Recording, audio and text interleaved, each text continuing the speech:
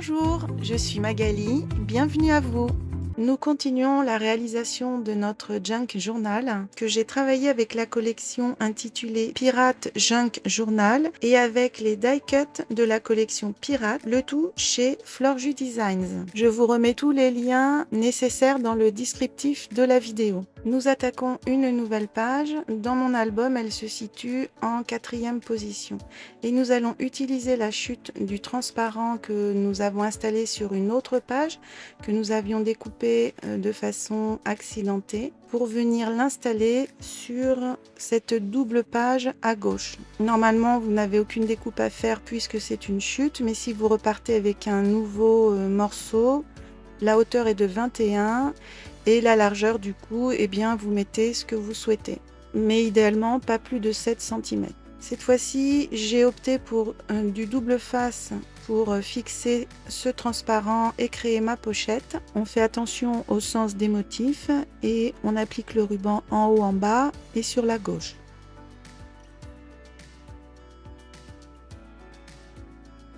Je mets en position mon transparent et seulement après je viens retirer la protection du double face seulement sur le petit côté.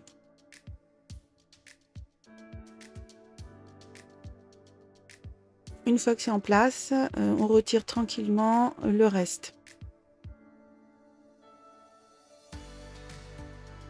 Et c'est nickel, on ne voit pas le double face en transparent, c'était ce que je craignais au départ. On va créer un emplacement photo avec un morceau de 10,5 par 15,5 et je vais venir y coller une des cartes de la collection. Et bien sûr, on use tous les bords des papiers et on encre avant de coller.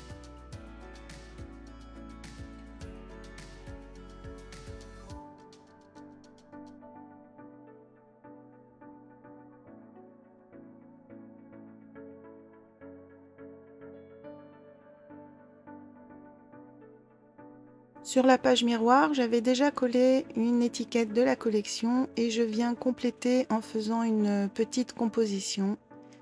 Donc je cherche le die cut qui conviendra pour moi et j'insère petit à petit les éléments jusqu'à obtenir le résultat que je souhaite. On n'oublie pas d'ancrer tous les contours des die cuts, ça donne un petit peu plus de profondeur, de volume. Et on peut coller. En 10e position dans mon journal, je viens créer une pochette sur la page de gauche qui correspond en fait au verso de celle où nous avions agrafé un grand transparent pour faire une pochette. Donc la largeur sera en fonction de l'endroit où arrivent les agrafes. Et pour moi, ça correspond à 10 cm. Donc, je découpe un morceau de papier décor de 10 par 21 cm.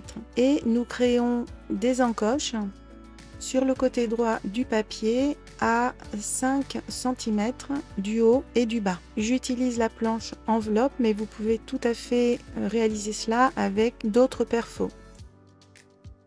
On vient ensuite évider au cutter le morceau de papier qui se trouve entre nos deux encoches. Donc il suffit d'aligner sa règle au niveau des petits creux des encoches. On n'oublie pas d'user les bords du papier et d'ancrer avant de coller.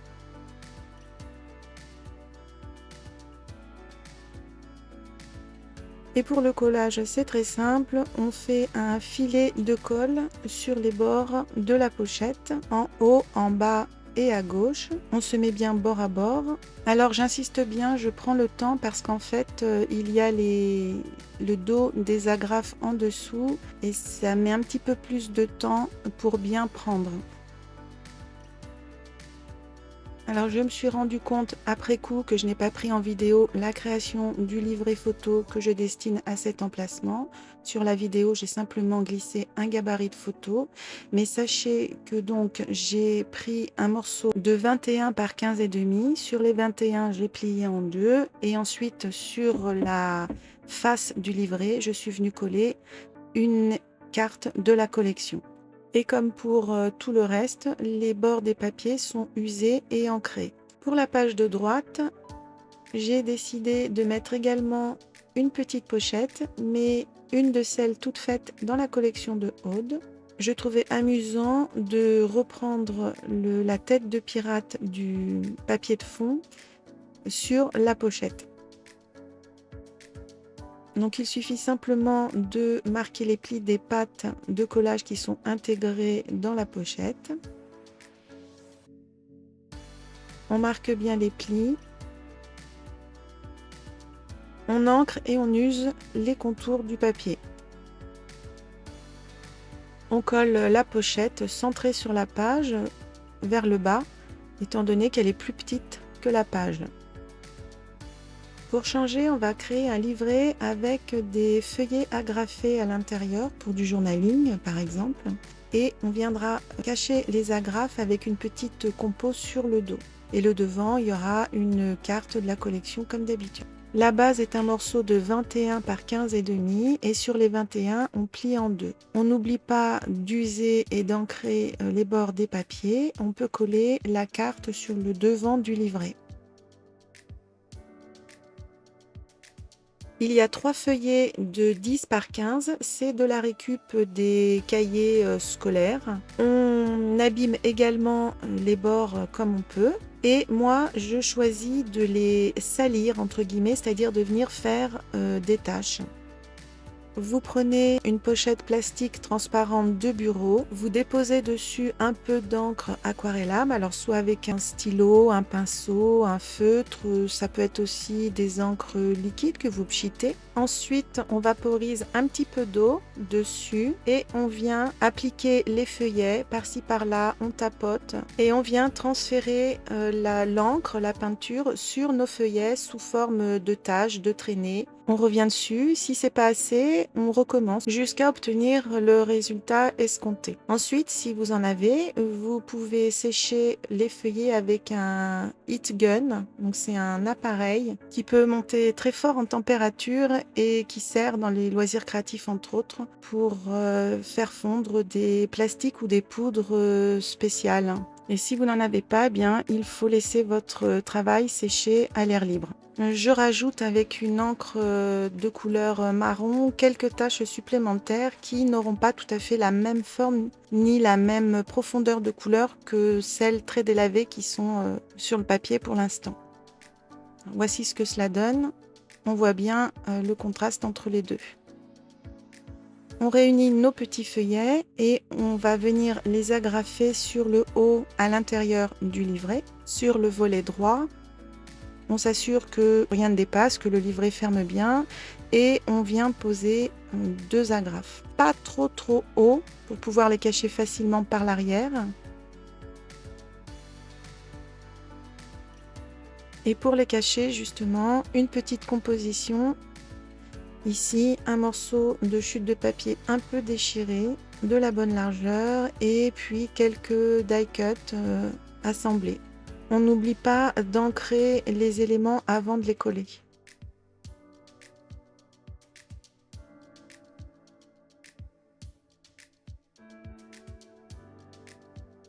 Donc en plus de l'emplacement pour une photo 10 par 15, sous les feuillets, on a la possibilité de mettre une photo 9 par 13. Et à l'arrière, telle que la composition est faite, on peut encore mettre une photo 6 par 9.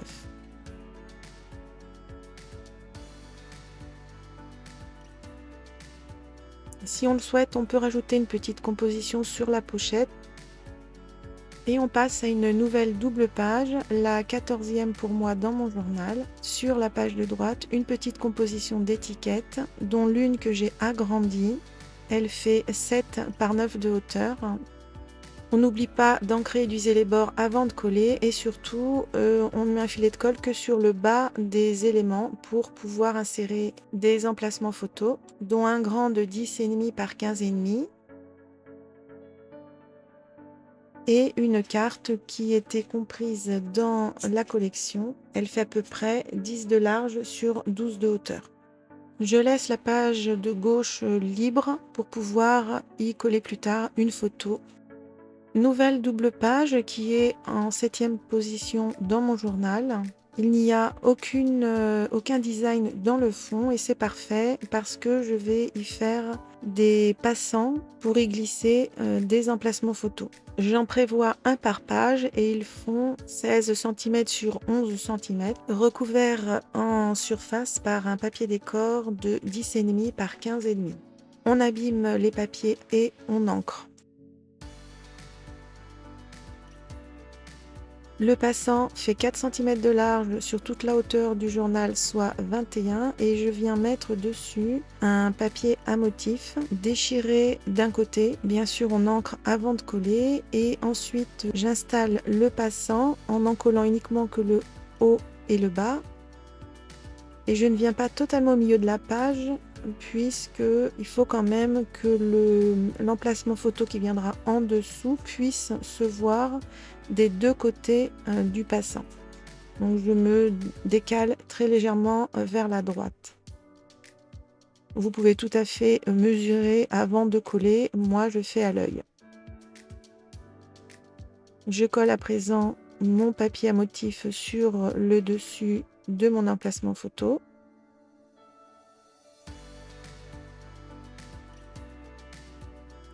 Et je peux l'installer sous mon passant.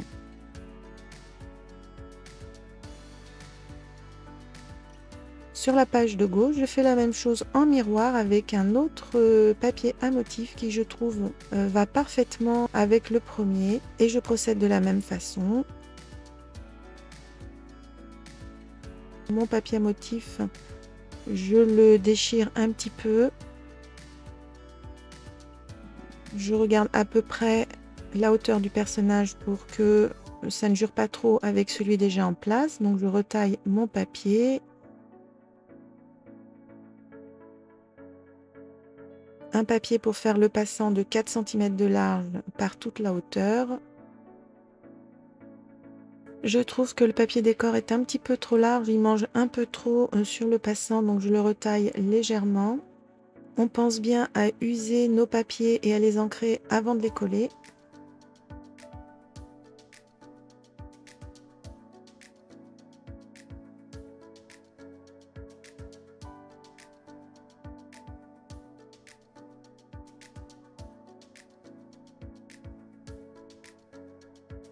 Et on réalise le deuxième emplacement photo exactement comme le premier.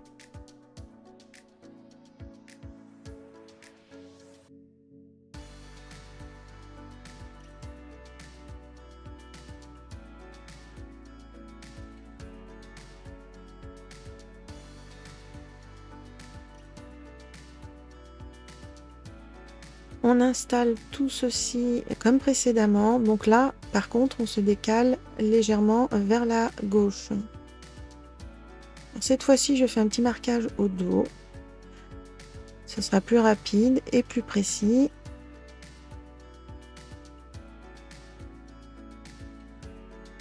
Alors j'accélère grandement la vitesse parce que tout cela, on l'a déjà vu avec l'autre passant, mais libre à vous de la ralentir pendant le visionnage.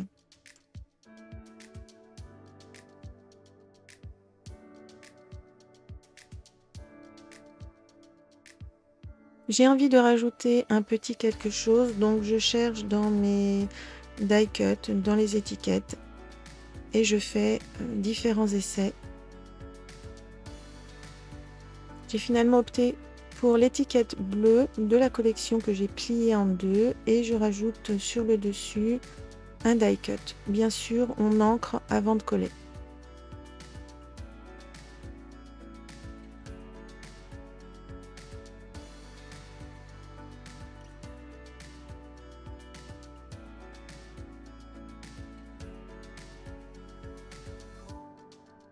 On passe à une nouvelle page, la 8e dans mon album. J'ai agrandi un tag pour le positionner et alléger un petit peu l'ensemble. Je l'ai simplement, j'ai mis un ruban et j'ai collé le ruban avec du masking tape. Le tag fait 6,5 par 12,5 à peu près. Et je rajoute simplement une petite étiquette avec du texte et des brades sur l'autre page. Je trouve que voilà, ça laisse de la place pour du journaling. Il y a un très beau motif sur la page de gauche. Je veux pas trop cacher tout ça. On n'oublie pas d'ancrer les éléments avant de les coller et d'user éventuellement les bords des papiers. Sur la 12e double page de mon album, je n'ai quasiment rien fait, simplement rajouté un die cut tête de mort que j'ai ancré avant de le coller, un petit bout de masking tape un peu plus bas et sur l'autre page une étiquette avec du texte et des brades. Voilà, c'est encore une page où il peut y avoir éventuellement du journaling ou alors on peut venir agrafer des photos ou des documents. Et voilà, notre journal est complet, toutes les pages ont été travaillées et simplement j'ai rajouté en toute fin un petit peu de dorure un peu partout, sur les emplacements photos, sur les bords des pages, sur certains éléments. C'est tout à fait dans le thème pirate avec ce côté dorure, donc trésor. Voilà, je vous montre un petit peu partout où on a la possibilité d'en mettre. Ça fait vraiment très joli, je trouve, ça apporte vraiment une touche finale qui va avec le thème.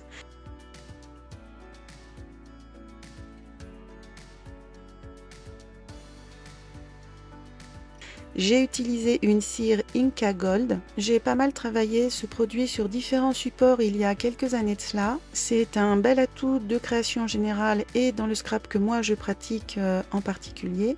Et je vous mets un lien dans le descriptif de la vidéo vers un article sur mon blog que j'ai fait il y a plusieurs années et qui parle de ces produits. Et toujours sur mon blog, dans la barre de recherche, si vous tapez Inca Gold, vous aurez accès aux créations que j'ai réalisées avec ces produits. La texture est censée être crémeuse, mais dans le temps, ça s'assèche. Il faut parfois vaporiser d'un peu d'eau pour retrouver l'aspect d'origine et pour pouvoir travailler le produit plus facilement. On peut l'utiliser avec le doigt et venir appliquer. Au début, j'ai commencé un peu comme ça, mais je trouve que c'est moins précis. Donc, j'ai fini par utiliser un petit pinceau à poil court et dur pour maîtriser un peu mieux le dépôt de la matière, vraiment par petites touches. Et ça se nettoie très bien à l'eau, que ce soit sur la peau ou sur ces outils. Évidemment, vous imaginez toutes les possibilités. Vous pouvez l'utiliser comme une encre finalement. Et donc, par exemple, faire des projections sur vos supports. Pour la fermeture de notre journal, je vais opter pour cette corde que j'ai trouvée chez Action. Elle m'a tout de suite fait penser à du cordage de bateau de voilier par son épaisseur, sa texture. Donc il faut vraiment un morceau assez long parce que je veux mettre assez épais pour donner encore plus cette impression de cordage. J'ai facilement 2,20 m. Donc je plie la corde en deux, je mets la boucle vers la droite, donc vers l'ouverture de l'album. Je fais passer le reste de la corde par en dessous et je viens la glisser dans la boucle. On tire l'ensemble, ça va se resserrer sur le journal.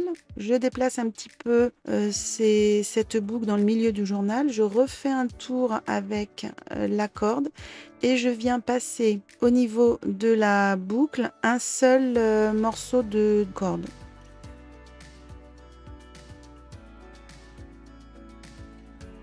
Il ne reste plus qu'à faire un premier nœud, puis une première double boucle.